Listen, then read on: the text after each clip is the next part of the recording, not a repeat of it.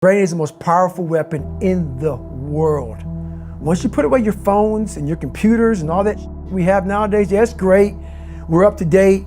But your brain is the only thing you have when you're going through depression, when you're going through hard times, when you're going through death, real life. You can't Google that, man. You're alone. You're alone. You may have a shrink you're going to, you may have a best friend you're going to, but there's 24 hours in the day where you're alone in this brain, and your brain is talking to you in all kinds of ways, and it wants to control you and pull you in these different pockets. If you can't control your own brain and your brain controls you, you got to tell your brain where you want to go and how you want to go and how you want to get there. You got to control it. If not, it's over. What existed for me was, okay, man, how am I going to make this work? And all I knew back then was hard work. The only way anything gets accomplished. That's all I heard back in those days. You gotta work hard. You gotta work hard. I'm not getting I can't get this paragraph. I can't remember what the f***'s in this paragraph to pass this test to get in the military. Read again. Still not getting it. Read again. But if you're not getting it, write it out. And that's how I started learning. Okay, well, I gotta write out everything I do. And then write it out again, and write it out again. And guess what happened? I got it. I got it. I can't swim. I'm negative buoyant. Go back again. I can't swim. Go back again. Go back again. Go back again. I got it. I realized if I keep going back and going back and going back until the just becomes, your mind will say, okay, we're gonna figure it out. Because he is not going to stop. It's not like I'm gonna try one more time. No, it's just like alarm clock goes off, boop, we're going back. I can't read right, we're going back. I gave myself no way out, and my mind realized that. They said, okay, we're gonna adapt and overcome now. Like a lot of people say, trying hard. Your mind knows, man. It knows this guy's bull. Me, man, this guy's lying. There's no truth behind it. When I was in Navy SEAL training, people go, how were you there for 18 months? The program was only 6 months long. You were in 3 hell weeks in 1 year. No one's ever done that. How did you do that? I talk about the new norm. When I lived in a $7 a month place when I was growing up for a short period of time, I loved it. I didn't know any different. That was my norm. Once we moved out of that place, we moved to a $236 a month place. I was like, I never want to go back to that little piece of shit. But if you go back to that $7 a month place and you realize this is where I live, this is all I got, your mind says, roger that, this is home. So when I was going through Navy SEAL training for 18 months and going back through all the hard parts over and over again, I told myself after the first time, I knew it was gonna be a long journey there. My body was breaking down. It was just how it was going on. I said, you know what? This is my new norm. So my mind said, it's like going to work. Like you go to work, you put your suit and tie on. I go into suffering every day. Every day, suffering, being broken, duct taping my feet up, stress fractures, shin splints, being broken. This is my new norm. And your mind says, if we're not broken, this ain't normal. We gotta be broken. So then your mind starts to get tougher and tougher and more callous. People, how did you run on broken feet? Broken shins. My mind knew this is how we operate. We're in Navy SEAL training. This is what we are. I became hell. And that became my new norm. I gave myself no way out. There was nothing outside these walls of hell. Nothing.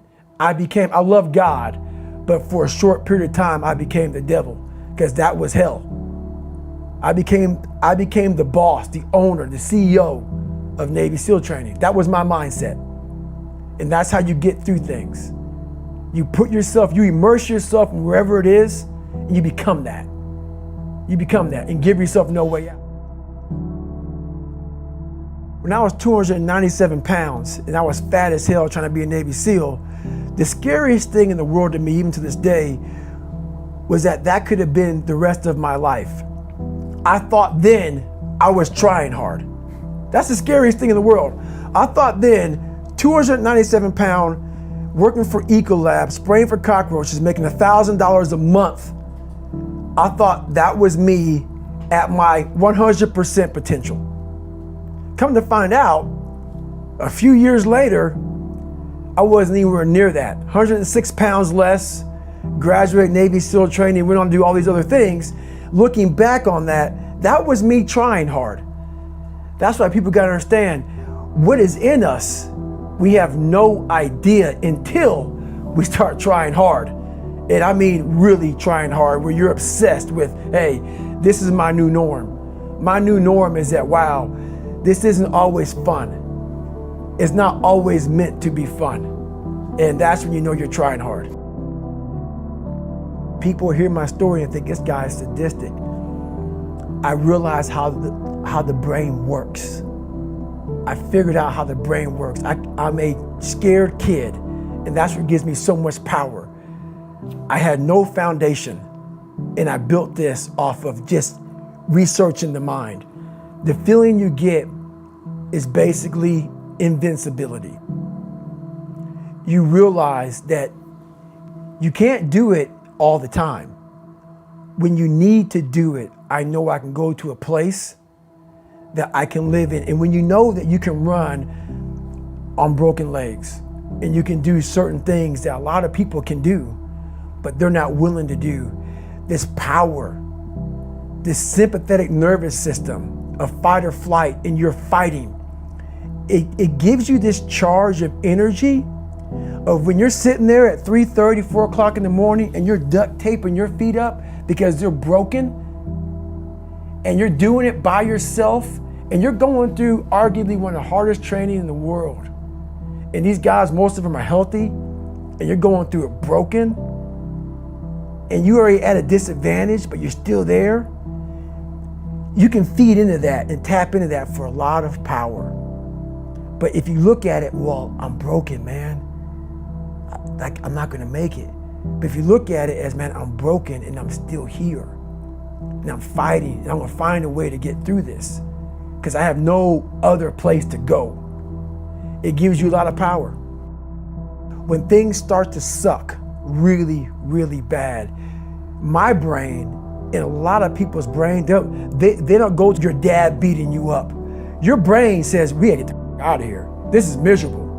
So anger goes away a lot of times when you're suffering, because your brain just says, we gotta run, we gotta go. So that anger is not popping up saying, oh, I wanna show them, I wanna show those people. No, there has to be a much deeper, when I say deeper, it has to be down to mineral soil.